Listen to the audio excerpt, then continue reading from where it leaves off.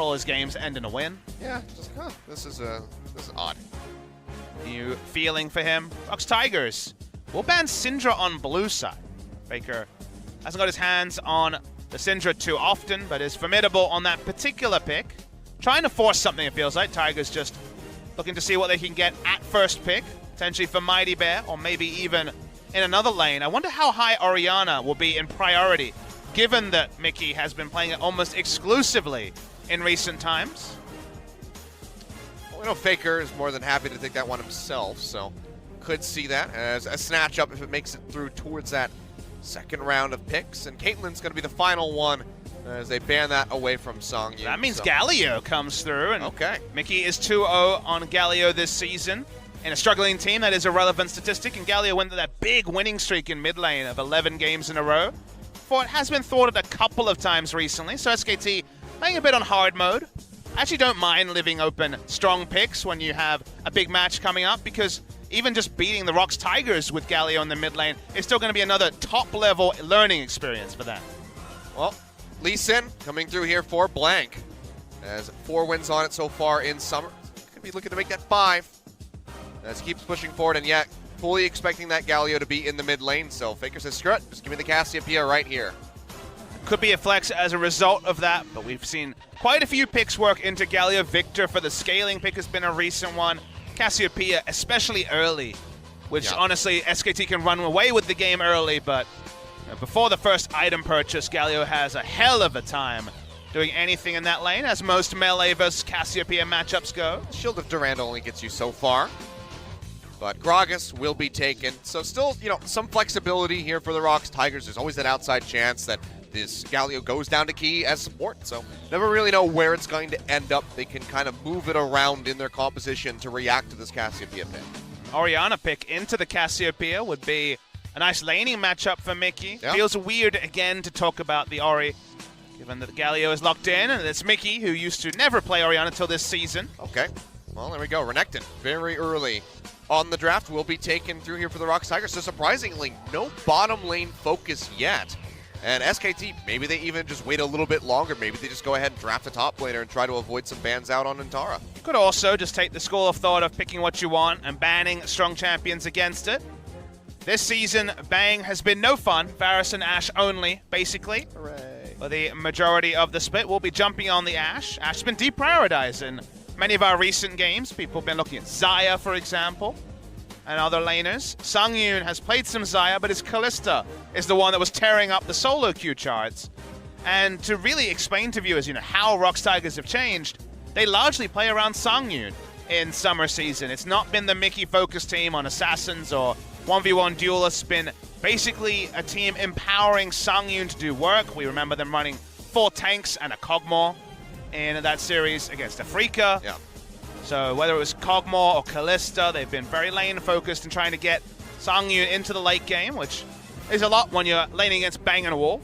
So Varus banned away, trying to get Songyun onto something a bit more risky. Will they ban the Kalista, though, which is certainly a possibility for Songyun?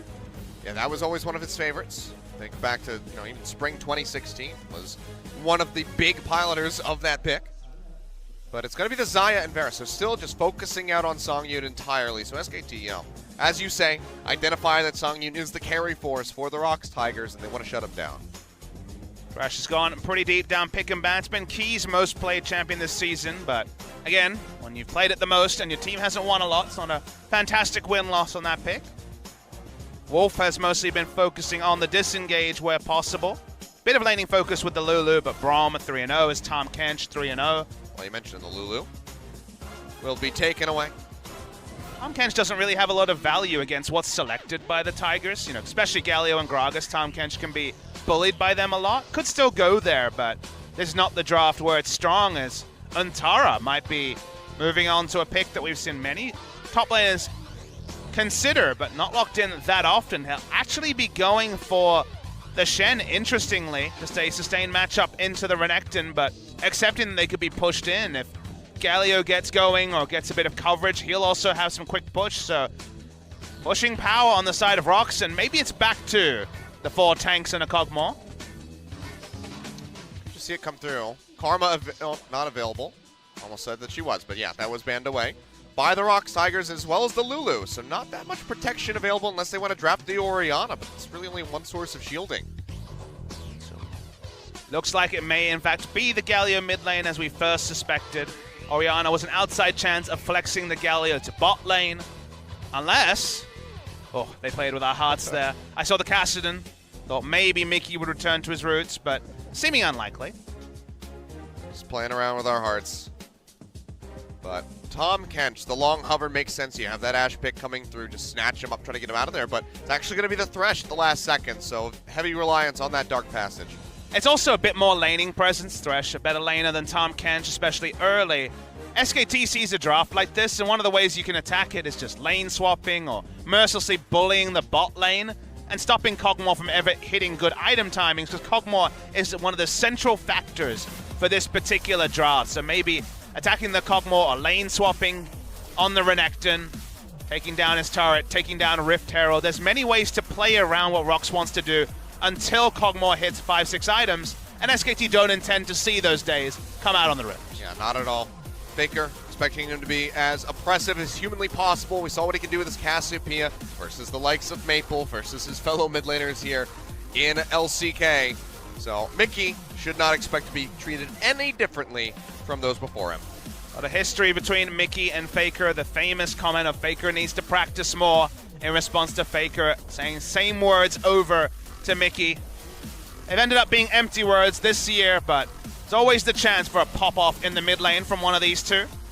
See, those massive Galio taunts can set up, 3-4 members of SK Telecom there.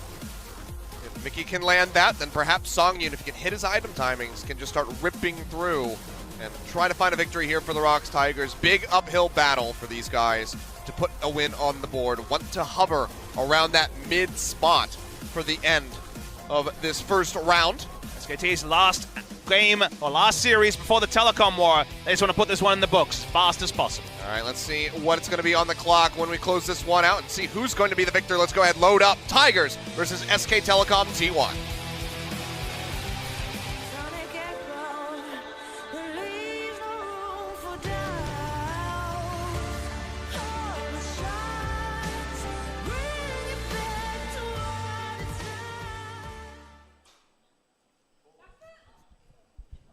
We've been halted. Aha! Surprise.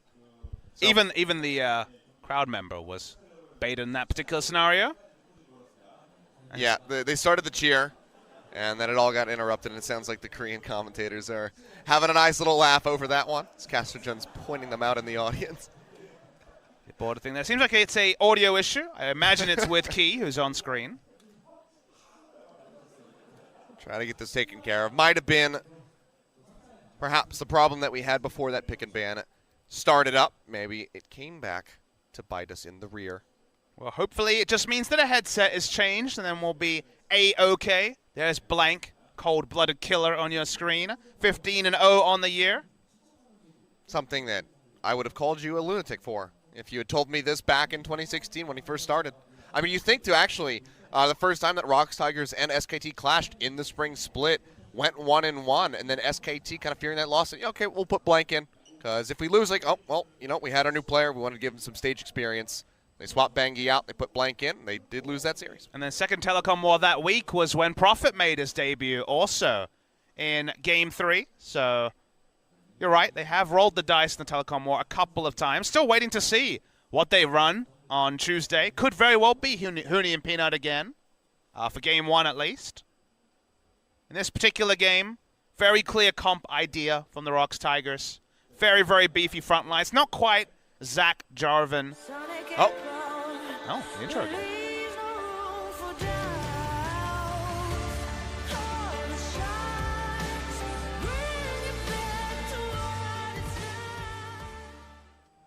All right, go. Cheer now. All right, still one person. Okay. I like to think the rest of the ROX Tigers fans were baited. It's a little imbalanced, just slightly. They were outnumbered by probably about 300 people. Well, Linderong also noted what Smeb did earlier on the Renekton. He also will be running the Marin skin. Showing that respect to Marin. Ooh, that's a really good drawing. That's some sick drawings. I hope he gets that at the end of the day. When they go down to the fan meet, I hope they give that to him. Or at least he signs it for them. I think one of those two things will 100% happen. I would gift it to him because that's pretty badass. Wolf is in a bit of a party of his own. A lot of seedlings on the ground. That's one of those things where it's like you should just make those drawings on for the players on the day, and then just sell them for like $5 outside the stadium. Well, I think that would probably be opposed when it comes to profiting off the lightness of SK Telecom players. But I know what you're saying. Yeah. Do I endorse it? Not necessarily, but it's probably a pretty good idea economically. I believe your exact sentence was, you know what you should do, and then you suggested it. If you want to make some money. That's the exact, so it's an endorsement then. All right, whatever. You got me. Hard leash coming through here from Mighty Bear. Let's go ahead, scoop up that red buff. So thank you very much. Path over towards the blue. Meanwhile, Blank doesn't get any sort of hard leash. Doesn't have a Galio mid lane, which is your best friend as a jungler. Really nice leash on the Raptors. But no, they say, you know, you're the one that's undefeated right now. You can do this all on your own. There's too many worries on the side of SKT. Mickey's getting towards a minion wave against Faker's Cassiopeia. That's already a mini win. Yeah. Not getting shut out completely. Feels pretty good. But in the end, it'll just be dead even across the board, 11-11 there, so no one being denied on either side. In the meantime, Untara having a bit of a rougher go up in that top side of the map. Let's talk about the man in the middle. Man on your screen now, Blank, not you, well, now it's Mighty Bear. We don't want to talk about you. But Blank has been really impressive because he's kind of been a fusion of what people loved about Peanut, you know, on his ROX Tigers days, and even towards the end of last season on his SKT days, and also the traditional Bengi style that most junglers play on SKT, because he's been able to still be, you know, there with more reliable warding, you know, on the right side of the map where he needs to be for a counter gank or make a gank. He hasn't been going for the overeager dives that Huni and Peanut have been guilty of. But he's also been surprisingly aggressive. Just think back to the Everate game 2, where he was ganking at level 2 into the mid lane. He's just picked his spots really smartly, but also been much more of the control jungler that Peanut just isn't natively as a player. And when both things are firing, when every champion in the meta looks like a very viable pick for Blank, compared to, what, a year ago when he was either on a super defensive farming jungler or you were worried, when everything's firing, I mean, Blank just looks like one of the world's best. Yeah. Really has gotten the SK Telecom treatment. SKT effect just working him into shape. And Untara as well. I mean, a lot of people surprised when Untara got picked up. You know, just a solo queue player, but he's been performing very well on a team. And this is another guy that came off of CJ Entis from last year. I think a lot of the experts in Korea were really talking more about where he will go, because Untara having 2 accounts in top 5 challenger is an insane feat. And right now, he has 3, I think, in master or higher. He has been an excellent solo queue player. Sure, he had not the best time on CJ Entis, but there's already now multiple examples of players who've stepped up from there. But it does really endorse, you know, another way to approach getting on a top pro team. He chose to take that time off. Like, we can't know for sure if he had offers that he declined, but the impression is that he wanted to better himself in solo queue. Certainly was able to do that. Got the biggest ask you could ever get in terms of being asked to join SKT. And he's 7-0 in his own right. Yeah. He's been doing a wonderful job. In the shade of the 15-0, but 7-0 is still a streak. Yeah. It's doing quite nicely. Isn't that a round where Prophet made it? And then he has finally lost? I feel like it was something similar. Got Rumble a lot of times. And Nautilus. Every time. A little bit of trading here. Key going to go wide on that death sentence. Can't lock in Wolf, and he is going to get punished for that miss. Bang just firing away, forcing him out of the lane. Saying goodbye to some builds also by the end of this week. Triple Doran's ring coming through from Mickey. Thank Lord. Thank Lord. Thank the Lord. I thought you wanted to thank Lord, the famous recording artist of our Spring 2016 song. Thank you for, letting us use your song. Sungin just wave clearing. SKT have pressure in the bottom lane. Mid lane still going all right for the side of Mickey, all things considered. Only 1 CS behind, and Untara more about farming up in the early game, just trying not to get pressured in by that of Linderong. They go on a bit of a walkabout here. Well, they do have the potential to push and roam from both mid and top lane. Looking to see what they can do. The turret dive on Antara, that's a tricky one to pull off. Yeah, not sure how they'll go about this one. The stun already comes through here. Antara just going to go ahead and flash Shadow Dash away. Linderong, I think, a couple turret shots. But this does open up for quite a bit of damage that could come through. Antara will be recalling. And does he TP back in to try to defend this? Linderong's dominance does run out, so less likely that he would be turret dive. Finally will teleport in late. Ash was considering going top lane to try and enact a lane swap quite early after Bilgewater or BF Sword. That's usually the timing. They seem to be comfortable enough to extend the laning phase and allow Antara to go a bit longer. He actually rushed to Tiamat, so it's going to be more about wave clearing rather than being able to walk up to Linderong.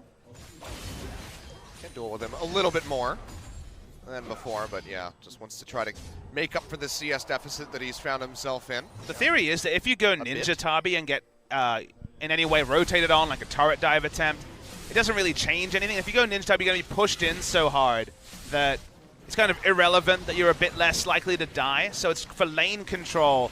You just have to skillfully position and avoid taking excess damage. So I understand the Tiamat, even though it looks like a disrespectful choice on paper, going AD into a Renekton. Blank looking for the invade there on the red buff. Won't be able to find it. But now has a nice wraparound opportunity. Flash forward for the root. Not going to find it. Death Sentence connects in onto Bang, but now Key in a world of trouble. The play comes through right after the resonating strike, and he has to flash away. So 3 summoner spells used in the bottom lane for the one of SK Telecom. And because Bang was tanking aggro, able to pull the minion wave pretty well here, was Bang. Means that to keep it in a good spot. Has the Bilgewater, so not concerned about losing health. Linderong starting the proxy, and they already have this turret very low on the top side. And a very rough spot now is Antara. To dash through, trades back quite a bit of damage here. But the turret is still suffering, and the swap is going to be enacted here by Key and Songyun as they make their way up towards the top side of the map. So want to get the break on that first brick. And also want to avoid a very tricky scenario where Ash is going to have arrow, and they had all 3 summoners down. Thank you, says Mickey. That's why they're looking for a dive here, ROX. They're going to try to zone Antara off. It will be first brick to the side of ROX Tigers. Yeah. They've already started their recalls, because of course it's pre-10 minutes, so there is no Rift Herald to be claimed at the same time.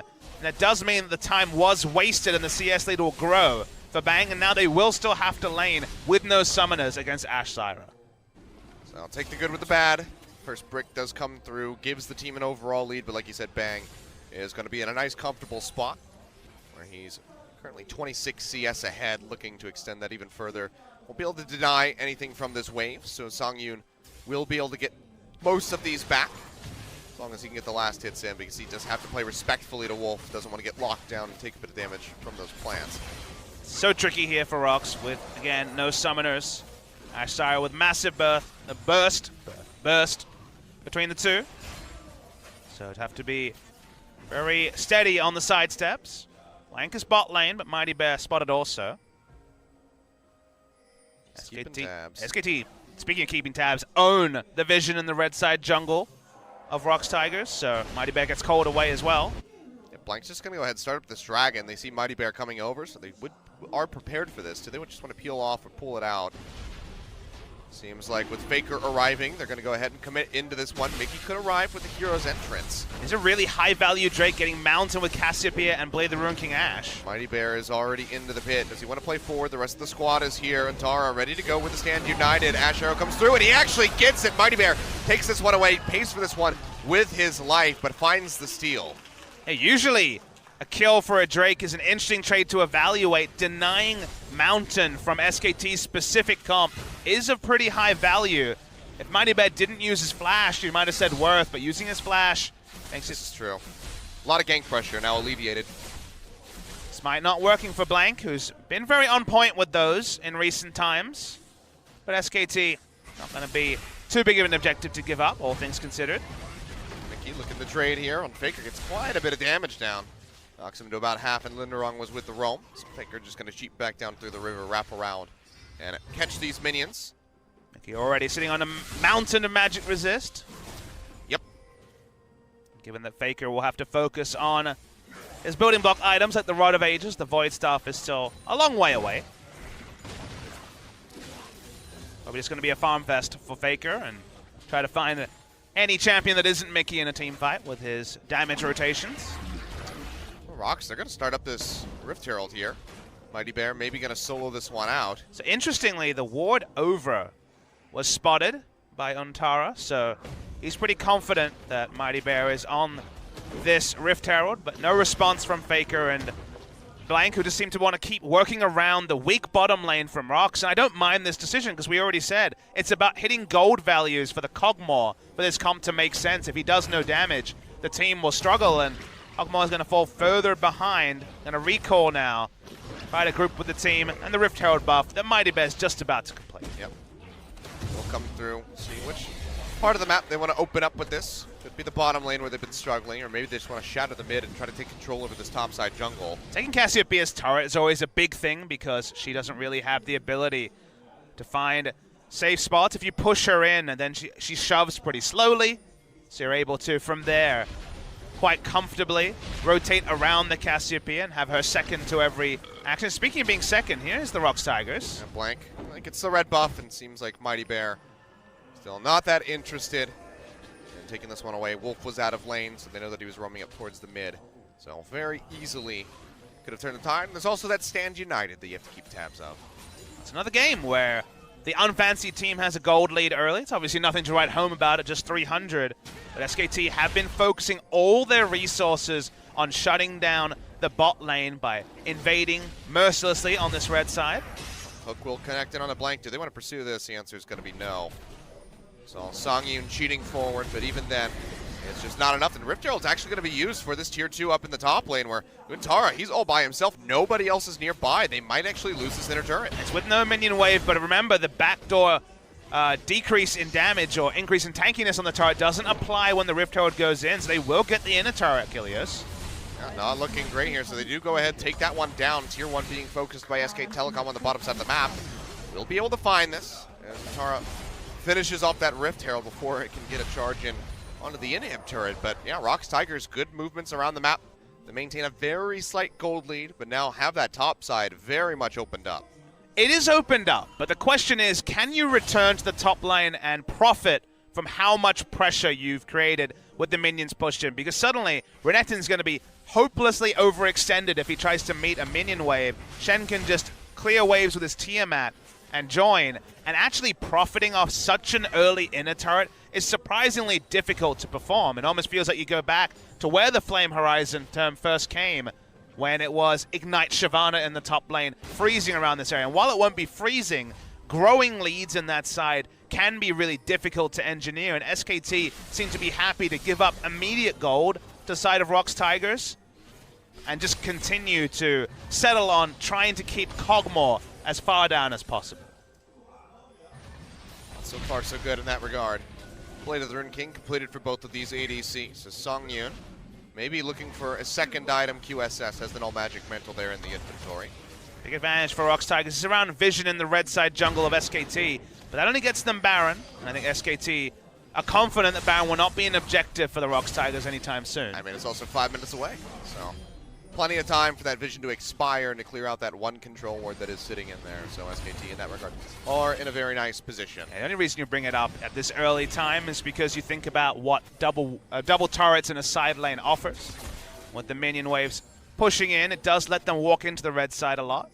But like you say, thought for another time. Well, that's going to be the root coming through. Ash arrow thrown down as well, and Mickey's going to get kicked in. The taunt will connect on the two members, but Bang is still firing away. Faker arriving at the last second to toss that Miasma to get a nice little assist, but the kill goes over to Bang. 2-0 here for SK Telecom, and they take the gold lead. It's basically Mickey playing in one of the few areas where ROX Tigers don't have an advantage, so SKT happy to turn on him. No advanced vision in that area means that he overextends, even as a super tanky adaptive helm already complete Galio. Now it's all going to come down to these next 30 seconds before that Infernal Drake spawns. See ROX really heavily prioritizing, trying to get some vision control here. Faker trying to zone them back, but he is a lone snake lady. And there's nothing more he can really do by himself. Needs the pressure of others to help take control over this spot. Infernal Drake about to spawn. That one is going to be something contested. Necton hasn't been able to push up to the inhibitor turret, so not going to be that much pressure on Untara, who will be able to leave with the level 2 stand united pretty comfortably. Watching the mid lane here, just trading a farm, but it's the calm before the storm, and the storm is represented on that map by the Infernal Drake. Just trying to zone him back. Infernal is up, has been leashed out of the pit. Mighty Bear already coming up with 1 steal. Can he replicate it here a second time? Ward behind, so that's the teleport. TP's coming through. Infernal Drake does get finished off. Faker now turning in onto Linderong. The stun comes down. He throws out the Petrifying Gaze. A lot of damage in onto the Renekton as he dashes out. Mickey comes in with that hero's entrance. Justice punch in onto Blank. The taunt not going to find anything because he was rooted down. But it seems like SKT happy to go their separate ways. They got the TP out, only had to invest the stand united. And they get the Infernal Drake. Yeah, the stand united probably didn't need to be used in hindsight, but it also caused the full disengage from the ROX Tigers. When they saw a challenge, here's the engage. Body slam, bang, with a very nice flash. The backside of that explosive cast takes himself out to safety, so not going to get caught this time. So very nicely done by him to remain deathless for the moment, but will be that much more susceptible now. ROX Tigers managing the top side, got them. As Mickey thinking about the flash, gets it. The flash in, hook lands in onto Blank. He goes low, almost goes down, but they still haven't finished him off. In the meantime, Stranglethorns get the pop up in onto Mickey. He gets taunted right away after Antara arrives on the backside of the teleport. Faker still firing away the Twin Fangs into the rears of ROX Tigers, and they'll just lose 2 off this. He engages too far away from his DPS threats, and crucially, Achilles, we mentioned a couple of times, the big loser in the early game was Songyun, who doesn't have the damage to actually profit from such a big engage. Just Blade the Ruin King isn't a damage timing to allow him to take advantage of the big engage from Mickey. So ROX Tigers kind of misunderstanding where they're strong. We'll see the replay. Mickey's alone, going super, super deep, and sure, he launches himself in, but if you watch Songyun's contribution, it's 2 auto attacks, and then he starts walking away because he's zoned. He knows that Mickey's life is being given in vain. It's not Mickey dying slowly as Kog'Maw is free hitting with the Hurricane, with the Blade of the Ruin King. It's 1 item Kog'Maw. No ability to take advantage of that. Back to the drawing board for the ROX Tigers. Nicely done here by SK Telecom, finally growing a lead for themselves. Nearly 2,000 up at the moment, and now have that Infernal Drake in their back pocket, which just makes Faker that much scarier as the item scalings continue. 4 stacks on that Dark Seal. Don't think we're going to be seeing it onto a Medjai's, but you never know. It's Faker. Could happen. Either way, the tiers going through in the Rod of Ages has already been completed, so the stacks will be rolling in for that as well. So everything seeming to be on pace for him in the mid lane, and Bang is still just having a go of it as far as his 1v1 is considered against the enemy ADC. And Songyun has already had to slow down his build and build a QSS, which really, with this particular team comp, I'm not a big fan of. He has so many people in front of him to tank arrows, and also Key, who can just hang back instead of looking for an engage hook. That I don't really see QSS being what the team needs. They desperately need something like a Hurricane or just a Zeal item being completed. As Blank's invading, it's onto Mighty Bear. Won't actually get the kill, but like you say, Dark Passage, but a blue buff stolen away from Mickey. Nicely done. I don't think Mickey is going to be that worried about being denied the blue buff, but still just a nice takeaway here for SKT as they continue to work their way forward. I mean, it was a decent-looking start for the ROX Tigers, but now starting to slip up. SKT turning on. Yes, the areas where ROX Tigers gained advantages were areas that, like kind of we were speculating, are very difficult to get more from. They have never been able to push the minions into the top lane inhibitor, not a realistic objective for them to attack. And did they have the latitude to give up the Drakes, which were the early objective, and also farm onto the Kog'Maw and make this comp work? And sure, there is still a reality where they do, but first instinct is that no, probably was too much of a cost. A couple of overextensions playing around Vision bot side, which is not what they gained with the Rift Herald, and all the top side play have meant that SKT have all the kills this game. It's kind of surreal that the Tigers have been ahead for the majority, but still haven't picked up a number 1 in that column. Oh, that's going to be the Ash Arrow out here from Bang. Flash forward and finds Stranglethorns thrown down. Mickey's still very tanky. Justice punches himself away, but Blank comes in on the backside, kicks him into the wall, and will finish him off with that Sonic Wave Resonating Strike combo. Meantime, though, ROX not wasting any time, moving for the mid lane, trying to get some damage down onto this. Did not take the turret, but Faker's here to try to defend. Death Sentence way off on the side. And Faker clears out the minions, but one more wave. This could go down. Actually, Mighty Bear will just take this one up. Petrifying Gaze not going to find anything as Faker flashes in. The explosive cast knocks him in, and he very well may go down. A couple more hits will finish him off. He does go down in the end, but it's still going to be the 2-for-1 as Untara picks up the double kill. Yeah, Faker happy to walk up, buy time, had trust in Untara coming through on the stand. United may have given up his life. And the turret did not go down. Exactly. Leaves the turret up. They go 3-for-1 in the trade. Wow. Faker was very likely to die in that scenario, but think about it. If he didn't die, if he had got a pick and got out, could have even been Baron to SKT after those particular picks. Well, nicely done there by Faker. Pays for that with his life, but still holds on to the turret. 107 HP on that. So Morel and Omicron finished for him, just working his way, getting stronger and stronger as time goes on.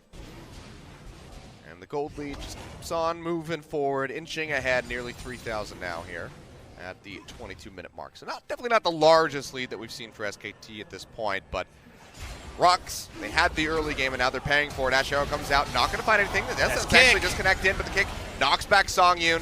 Resonating strike not followed through from Blank. Has to get himself out of there, and actually they're going to turn in onto Wolf. They take him down. And good timing. Actually, the decision to go in from ROX Tigers was smart because they knew that Stand United was on cooldown. Cassiopeia was walking to bot lane, so it was even better than ROX Tigers expected. This turret will go down, of course. Would have gone down to a stiff breeze. But ROX, in one of the few moments where they could make a proactive move and not have a reaction from SKT, make the right decision. And another sign that, sure, likely to go down this game, but there's still something about the ROX Tigers to separate them from the pack. Faker's trying to solo out this Cloud Drake. The rest of ROX starting to pile their way down. Miasma thrown in. And there it is, right in time. Last second before that Twin Fang connected. Mighty Bear does come up with a second steal.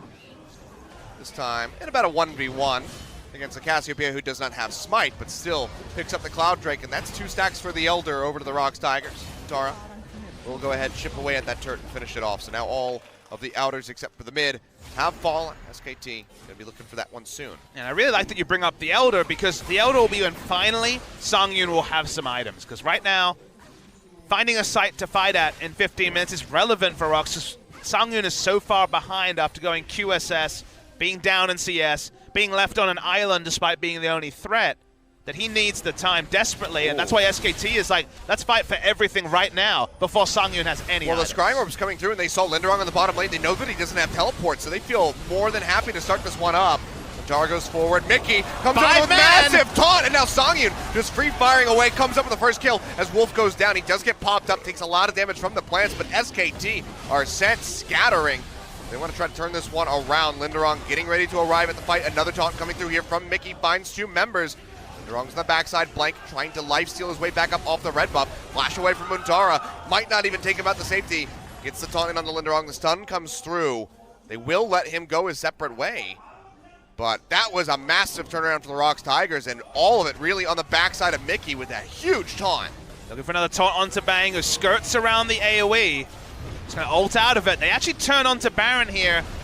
Not a lot of vision from SKT. They only have the Scuttle Crab vision. Tara comes back in here with the TP, gets latched in onto Songyun. He goes low. One more DPS shot Shen would take him down, but they're just trying to keep him gated out. But Bang finds the first kill in onto Mickey. They take down Key. They take down Songyun, and that is a triple kill coming through. Can they find more? Will be denied the Quadra, but the ace off the backside of a big botched Baron start. SK Telecom fire right back around. Yeah, it's really strange to see ROX Tigers make the call onto Baron. That does betray their 1 and 5 status. Speaking of turning onto Baron, maybe the trio start here from SKT as Cassiopeia comes in. ROX Tigers, they got their advantage. They could have pulled away, but after Mickey just Justice punches out, given that Bang was skirting around the AoE, it didn't need to be a Baron start. The same points are still there. Super low damage comp, low health bars after the fight. And once Untara comes in, it feels like DPS Shen, because he's able to go on the backline, everyone's squishy, and he can ignore Songyun's damage, because it's still not formidable. Bang, just beautiful target selection, just going through, finishing off everybody. Blank nearly dies. Gets that safeguard right at the end. Smited the Baron also for HP. Whew. Well, beautifully done in a micro aspect by SK Telecom. Bang and Blank both keeping themselves up. And they come up with the Baron in the end, albeit a little bit delayed.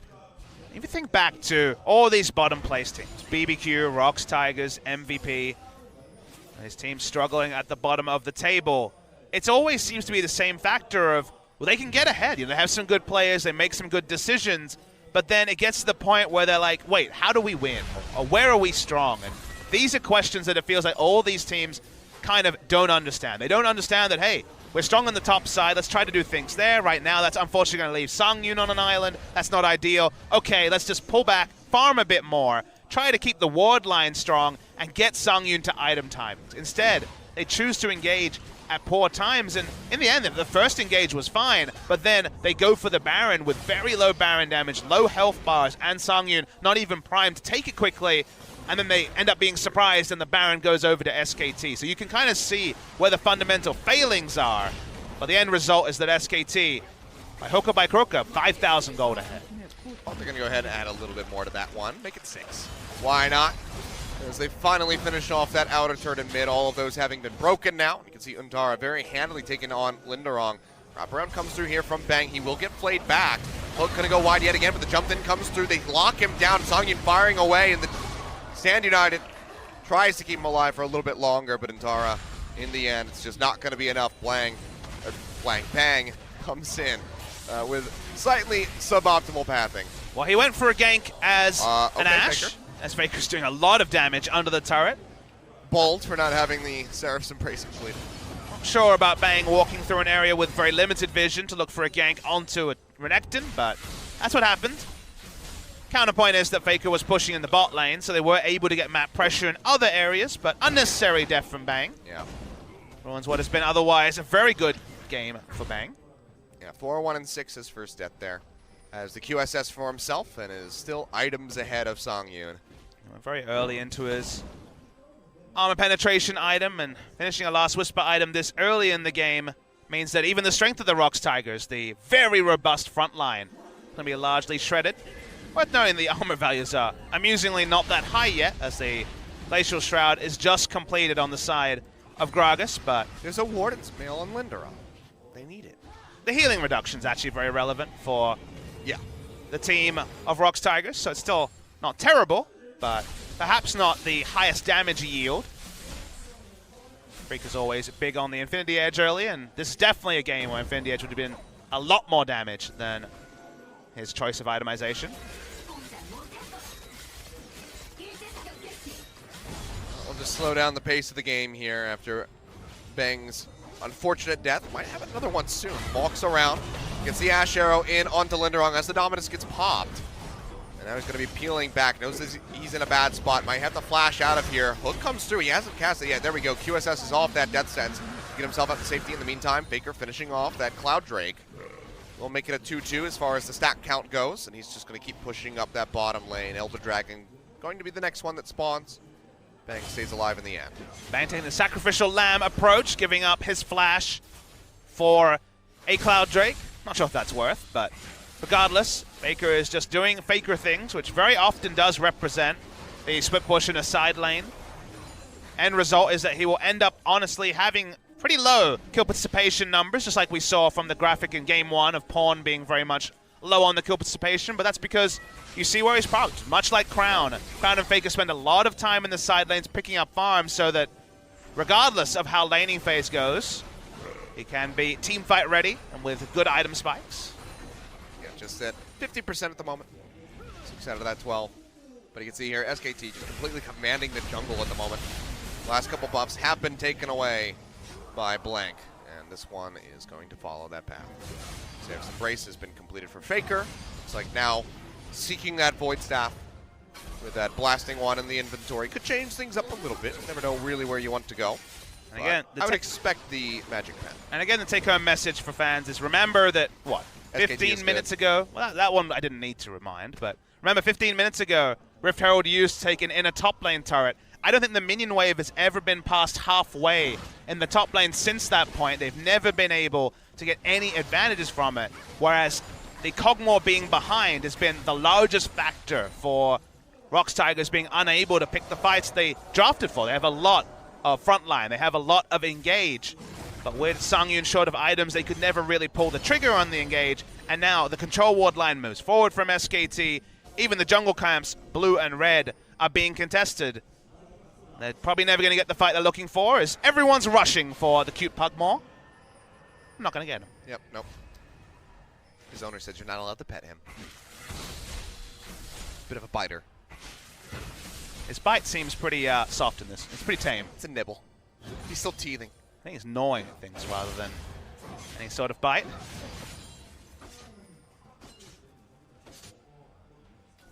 SKT, again, pushing up the vision line. This is the sort of Baron vision we like to strive to see from the teams at the bottom, but so rarely get. Cassiopeia going back for another item buy. Feels like Baron will be on the menu basically off spawn. 45 seconds to that, and I hear your greeting. That means that the Void Staff is completed for Faker, and anyone who looked like they're going to be pretty tanky to Faker, even with the Adaptive Helm, Mickey is going to start struggling for that Cassiopeia damage. Nearly 2,000 gold up over Mickey. Putting him in a very poor spot because he's not nearly as tanky as he would like to be. Members of SKT have been fed too much gold. He's at 3 items, so this is probably going to be the strongest he will be in a long time. Yeah, Rageblade completed. He's on the Rageblade hype train. Was when he innovated the on-hit build. That was the last time Kog'Maw was in meta. Yeah. Now a big fan of a Rageblade 3rd. May still go for Infinity Edge as a 4th or 5th item, but he's hit his item timing finally. Can ROX Tigers find the 50-50 fight they're looking for, though, as the vision advantage is very much in the side of SKT. Shen in the bot lane, level 18 already. Things certainly got better for Untara after being a bit of a struggle early. Starting to sweep their way through that jungle are the ROX Tigers to try to regain some control. Baron has spawn. SKT maybe looking for a pick. Try to start this one up. Big push coming forward into the top lane. Ping's coming out. They know that Songyun's waiting in the brush. They want to go for this one. They might have their eyes on Bang, but he's going to go ahead and kite back. He suspects they're in the brush, doesn't actually catch them with the Hawk shot. Will just choose to back away. And the calm phase of this game feels like the next team fight goes SKT's way, may actually herald the end of the game. But the wave clear is good on the side of ROX Tigers, so while red buffs and blue buffs are being contested, Baron buff hasn't been started, and the game does stall further for the side of ROX Tigers. Approaching 35 minutes. So decent holdout from these guys, despite the fact that they've been in a deficit for quite some time now. They haven't really been clawing their way back in. It's been a steady increase for SKT overall. It's key, trying to get a pick. Strong initiation from ROX, but a lot of it pretty transparent. Getting a ward advantage makes things like the death sentence and even the cask a bit more reliable for engage. Predictably, Faker in a side lane, picking up farm, Shen and Renekton, having a wet noodle fight in the bot lane, waiting for the first Ash Arrow to really force something, but for now, there's been quite a lot of parity on the Rift, which we didn't necessarily expect 35 minutes into ROX Tigers versus SKT Game 1. Yeah, definitely not. But I mean, ROX, they started off the game very well, and that has kind of helped set them up for this hold that they've got going on for them as they just try to stack items in onto Songyun. He's got a BF sword on the way to the Infinity Edge. Could even be the Mercurial Scimitar. Oh. First, as sweep coming through, the pings are coming out. Ready for that fight. Bang is not there, so there's not as much damage in onto the Baron. Scrying Plant will reveal this. SKT seems like they want to peel off. The TP's now coming through as Linderong comes in on the front side of the fight, looking for Bang to lock him down. Instead goes straight in onto Blank, dashes over the wall, looking for Wolf, just trying to find one squishy member of SK Telecom. Doesn't find really any for the kill. And SKT just have Untara walk up, doesn't use Standing Light, doesn't teleport, and our teleport advantage is there for SKT. They turn on Galio. Ash Arrow comes down, and he is just getting melted down. The shield hits, but it might not be enough to keep him alive. Dark Passage takes him out, but Mickey, he goes back forward and straight into the face of Blank, where Faker and Bang are waiting with the damage to finish him off. Artillery from the Pugmall nearly kills the Ash, but just still can't quite find it.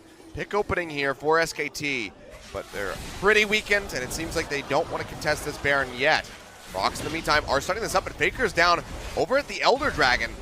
And not spotted in vision, but it's smart of ROX Tigers to start the Baron, force the positioning. Faker gets the call, they're like, hey, they don't know you're there, but it's a tussle between the two. It's a game of chicken. Faker not sure what he should do. Seems like he's going to commit the roaming back up here to try to contest this Baron. It's down to about half HP as SKT starts poking their faces in here. That sentence connects. The box comes down blank. Knocked over to the side. Still has not died. And Songyun, so low on the backside of the fight, has to kite his way out of here.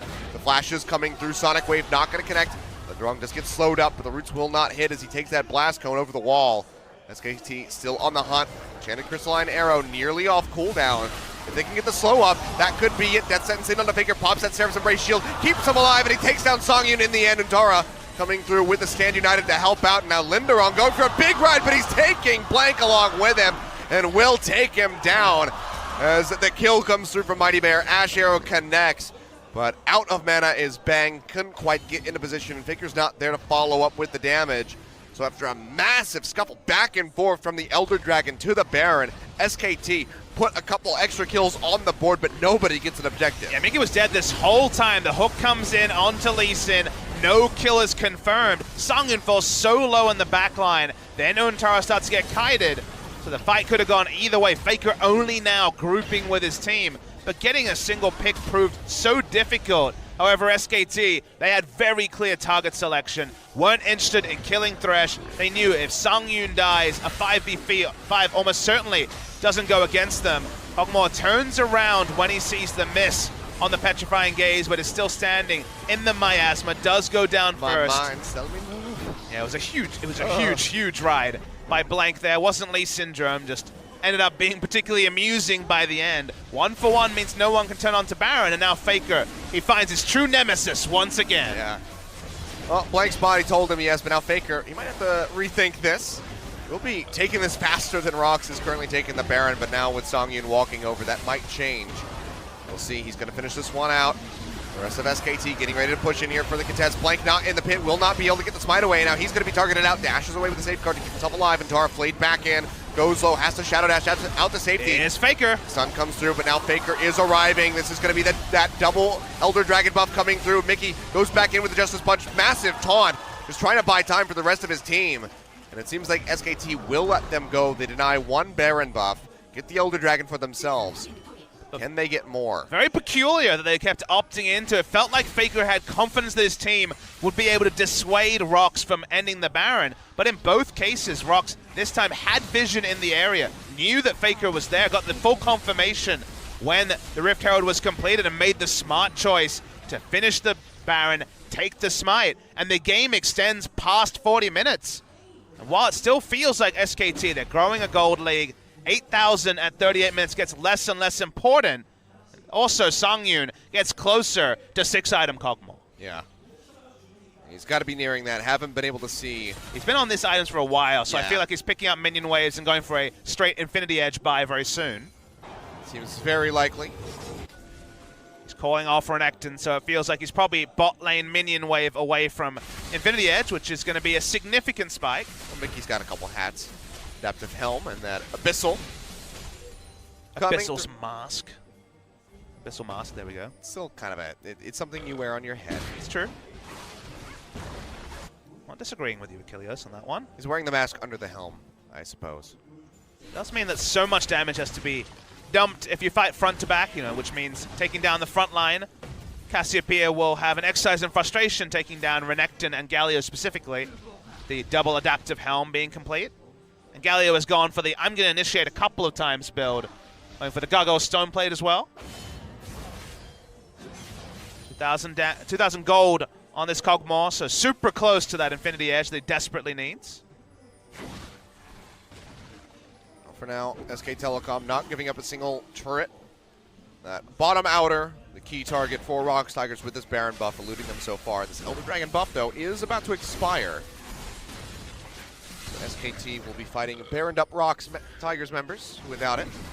Watching that buff bar right now, just about time out. Yep, there it is. There we go. Whereas Baron still has about 25% ready to go on it, but still ROX not sure if they'll really be able to let themselves anything with this. Kind of surreal to see the game extending. SKT's been good at completing games a lot earlier. Right now, the vision game has started to slow down from them. Not a lot of advanced vision on either sides of the jungle. Pushing waves, but not much more than that. Infinity Edge is complete. by Songyun. So the 5v5 now, that kind of had an air of inevitability 20 minutes ago, is starting to get a little bit less sure when it comes to access to the backline. Blank is really the only one from SKT that can skirt past the strong front line and get to Songyun, barring some significant misplay. Standing gold on the map, goodbye to the last outer turret of the game. See what SKT want to do. Once again, Faker in a side lane, and ROX Tigers, they're just trying to push with Baron and get multiple objectives. But speaking of multiple objectives, SKT are not recalling. Yeah, they say screw it. Screw this inner turret here in the top lane. They want the in-hit, but they might be pace racing ROX Tigers for it. Mickey can walk up and do some wave clear, but they will lose mid lane inhibitor. Bot being taken now as Faker does arrive in the bottom side of the map to try to hold on to this, and ROX, they might just have to concede. Really want to pick it up with the W duration up. Songyun can get free hits onto the inhibitor. He's firing away, and Faker hasn't really found the in yet, but have to try to delete him. Interrupt. The comes down, yeah, Untara gonna get interrupted, goes dangerously low. Faker tries to finish him off, and he gets him in the end. Songyun gets taken down. That sentence back in onto Faker, but he is just firing away, finishing off Key. He'll walk forward, trying to maybe get a few desperate last hits in onto that inhib, but it's a far cry from going down. In the meantime, SK Telecom coming up the kill on the top side of the map as Linderong falls. Key just going for a bit of a walk, but 2 inhibs going to be broken, and maybe just the end of the game because Songyun is dead for 40 more seconds, and Bang is full HP in the base. Under pressure, ROX Tigers wilt as Key cannot back, stuck in the enemy base, might have to execute himself just to end his suffering, but Achilleos, they just ignored the fact that Faker ignored 2 members and just killed Songyun straight up. No peel, just dies. And that means also the hopes of the ROX Tigers die with it. Well, 15 seconds here. They might not be able to finish off this game yet. Bang firing away into Mighty Bear, who's still very tanky on the Gragas. They get the 1 Nexus turret, but they will be exiting the base. Faker brings up the bottom wave. We'll be looking for that final outer or inner turret. Final turret outside of the base. To understand how Faker got free access to the MVP of the ROX Tigers comp, the VIP, which is the Kog'Maw sitting at 6 items. Just let Cassiopeia run up to him. Didn't seem like they could choose between peeling for the Kog'Maw and killing that inhibitor, as I see you still sniggering about Key's misfortune in the base. Watch the replay. Songyun here, remember, he does everything. Key. I'm laughing at Songyun. He's the one sieging. He's the one that needs to be safe. Great interrupt from Key, but he uses everything to interrupt the Shen, and so Songyun just dies. Sure, he could have gone on a ride with the Dark Passage, but would have died anyway. They just would have turned in that direction, and they cannot afford to just let their Kog'Maw, that little pug, die for free.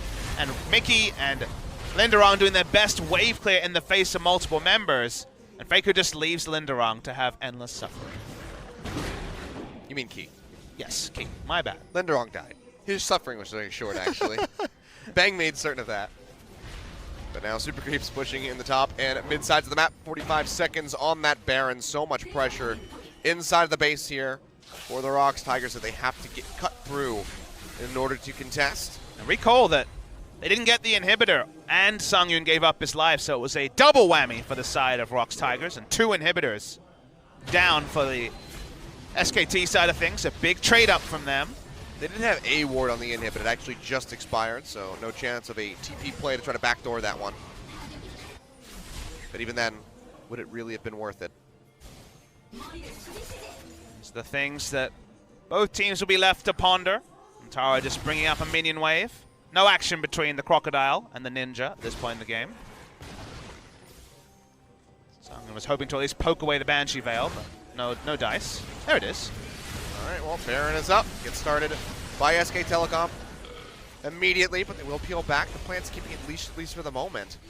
They want to stick in onto this one. The healing is coming through as Faker goes back in. Plenty of damage with this Cassiopeia, and they just need to gate out Mighty Bear if they can keep him away from the pit. Sun comes through. Baron going low, and he has to take the Dark Passage out, so Baron will be conceded over to SKT. Super clean stuff from the side of SKT. At the same time, Ontara walked up just to move the minion wave in mid lane with his newfound Baron buff. He'll back away. He'll be just by his final item. Plenty of ways to join in with the rest of the team, and it's going to be a Randuin's Omen for him, so just really making sure that Songyun can't get anywhere close or can't get away, whichever it is. I mean, Shen is usually attempt to taunt and then kind of have to have the walk of shame moving back because doesn't really do anything else in a fight. But in this case, he's got Thorn Mail, and he takes less damage from crit. So at least he won't die, making that walk away.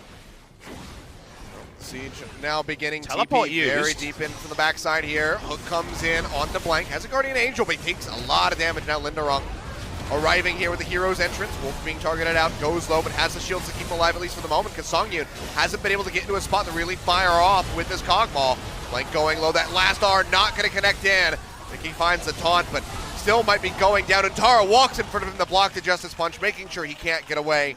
They get rid of him, and that is so much of ROX Tigers' control in these team fights taken away.